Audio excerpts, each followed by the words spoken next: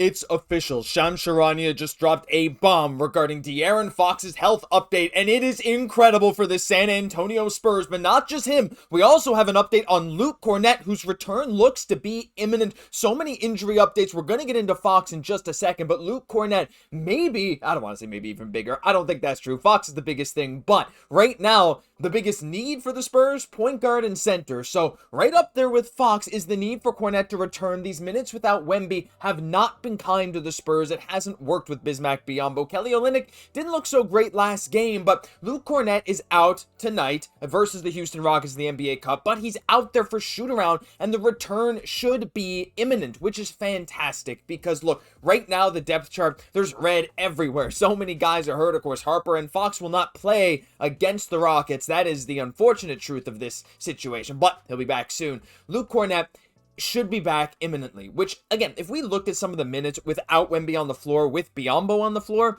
the Spurs' defensive rating balloons from below 100 to over 150 with Biyombo on the floor in place of Wembanyama. With Olynyk, too small of a sample size, just 9 minutes last game, but he could not be relied upon defensively. Mitch Johnson, the head coach, did not want to put Olynyk out there when he had to guard other bigs. So right now, Luke Kornet is an incredibly vital piece of this team, and I think we all agree with that, right? So to see him out there working, see him at the shoot around, to know that he seems to be moving pretty well. I mean, I watched the video, it's only a few seconds, but he's walking pretty good. Matthew Timon tweeting it out.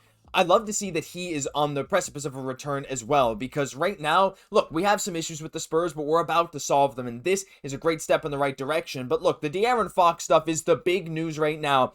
Spurs star De'Aaron Fox plans to make his season debut against the New Orleans Pelicans at home on Saturday. Fox rehabbed from an offseason hamstring injury and ramped up this week for his weekend debut. So not only Kornet, but Fox as well, and this is huge news for the San Antonio Spurs. Of course, Fox, a former All-NBA point guard, multi-time All-Star, at least once, regardless, former All-Star, former All-NBA player, 27 years old, nearly 28, just signed to a max contract, and there's been so much speculation, of course, before the season saying he's like, well, I want to go, but they won't let me, right? The Spurs doctors have really been the ones holding De'Aaron Fox out because he has wanted to play. He feels good. But the Spurs doctors have not wanted to clear him unless his hamstring clearly is 110%, which I think is the right decision, especially for a young team, especially for a guy who's about to go a long time with a lot of money. You want to make sure there is no risk of future injury. Like we've seen with guys like Chris Paul, those hamstring injuries can come back and they can nag. So to make sure we give this the one chance it needs to heal fully right,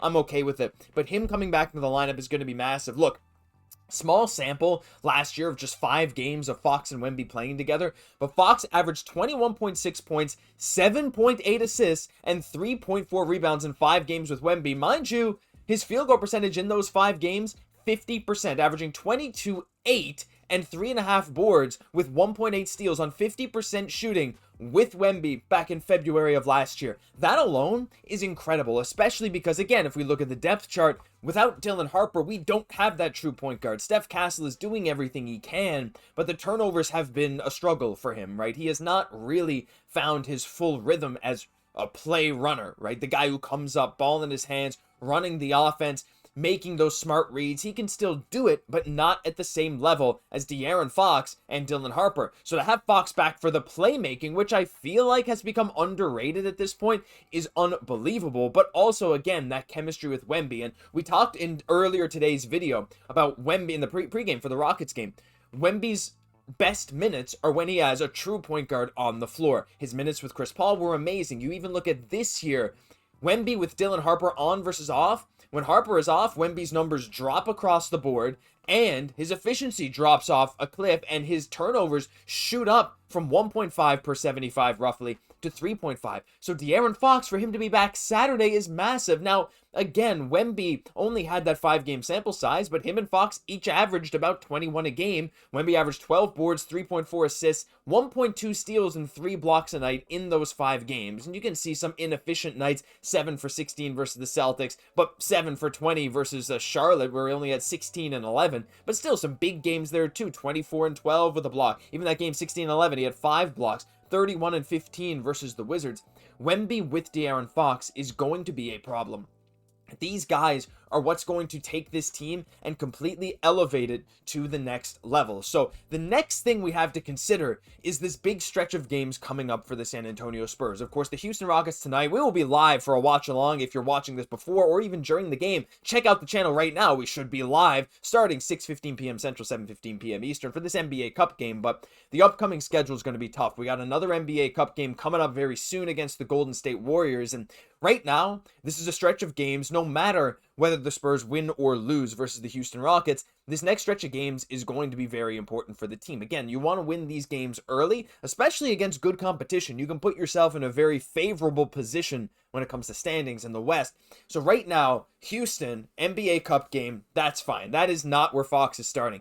Going up against the Pelicans, right now, Zion Williamson will not be playing for that game. He was ruled out this week with a hamstring, I believe, injury for 7 to 10 days, so he should not be playing on Saturday. You get a shorthanded Pelicans team that is already really struggling to start the year. It's a great game to ease Fox back into the rotation. We'll see who he guards, whether it's Jordan Poole, who can be a bit of a menace. Like, he's just going to probably go at De'Aaron Fox, but hey, why not get him ready to go?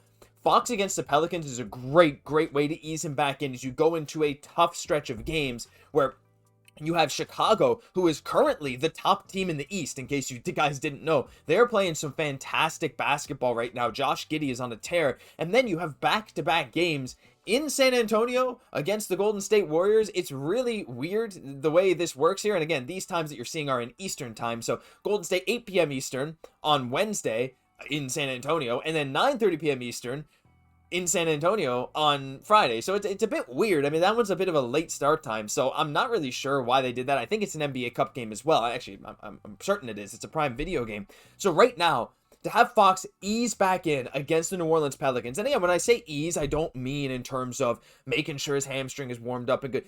I'm willing to bet a lot that the Spurs doctors held Fox out until there was like not even a shred of doubt that there is zero risk for his hamstring. At this point, based on what we've heard from everyone, I got to imagine Fox is straight up at 100%, and he's been running in these 5-on-5 drills at practice. He should be good to go. I'm expecting an explosive performance against New Orleans. Get him back to game speed is more what I mean by easing him in, right? Not having too much pressure, hopefully, against a Pelicans team that we should beat handily. Again, I never want to count any team out. It's the NBA. Players can get hot. You can have off nights. I don't want to count that as an automatic win, but I will say it's a great game for Fox to come back in. And again, when you look forward to Chicago, then back-to-back against Golden State, where he'll probably be guarding Steph Curry. Maybe Castle will do that.